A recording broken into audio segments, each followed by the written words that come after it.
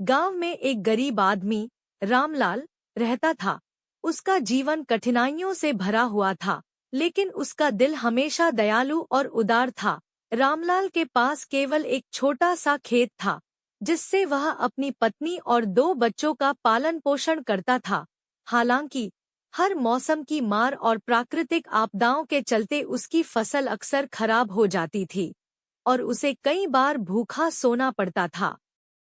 दूसरी ओर शहर में एक अमीर व्यापारी राकेश रहता था। उसके पास बड़ी बड़ी इमारतें, गाड़ियां और ढेर सारा धन था, लेकिन राकेश का जीवन व्यस्तता और तनाव से भरा हुआ था। उसे अपने व्यापार की चिंता हर पल सताती रहती थी और उसके पास अपने परिवार के लिए समय नहीं होता था। एक दिन रामलाल के गांव में एक भयंकर बाढ़ आ गई। उसकी सारी फसलें नष्ट हो गईं और उसका घर भी ढह गया। रामलाल का परिवार बेघर और भूखा हो गया। किसी भी मदद की उम्मीद न होने पर रामलाल ने अपने परिवार को बचाने के लिए शहर जाने का निर्णय लिया। शहर पहुंचते ही रामलाल की मुलाकात राकेश से हुई। राकेश ने देखा कि रामलाल की हालत बहुत खराब है और उसने उसे अपने घर बुलाया। रामलाल ने अपनी कहानी सुनाई और राकेश का दिल पसीज गया। उसने रामलाल के परिवार को अपने घर में शरण दी और उनकी मदद करने का फैसला किया।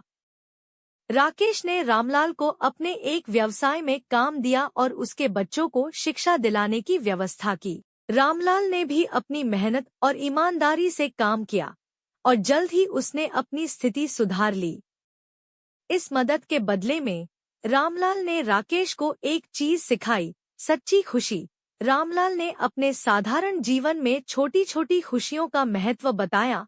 उसने राकेश को दिखाया कि सच्ची खुशी धन से नहीं, बल्कि परिवार, प्यार और दूसरों की मदद करने से मिलती है।